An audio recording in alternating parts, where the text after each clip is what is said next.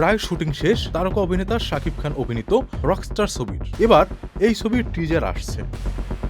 ছবির সংশ্লিষ্টদের সাথে আলাপ করে জানা গেছে আগামী সপ্তাহে আসছে রকস্টারের অ্যানিমেশন টিজার। এরপরই ধারাবাহিকভাবে আসবে গান ও ট্রেলার। আজমান রুশো পরিচালিত রকস্টার প্রযোজনা করেছেন সান কমিউনিকেশন লিমিটেড। ছবিটি আগামী ঈদুল আজহায় সারা দেশব্যাপী মুক্তি পাবে। অ্যাকশন ঘটনা শাকিবকে দেখতে দেখতে যারা হাঁপিয়ে উঠেছেন, এবার রকস্টারে তারা অন্য শাকিবকে দেখবেন। সিনেমায় থাকবে একাধিক গান। ধারণা করা হচ্ছে গানগুলো তুমুলভাবে তরুণ প্রজন্মের কাছে জনপ্রিয়তা পাবে। সেই সাথে সিনেপ্লেক্স, মাল্টিপ্লেক্স থেকে সিঙ্গেল স্ক্রিন সব শ্রেণীর দর্শকরাই মেতে উঠবে রকস্টার।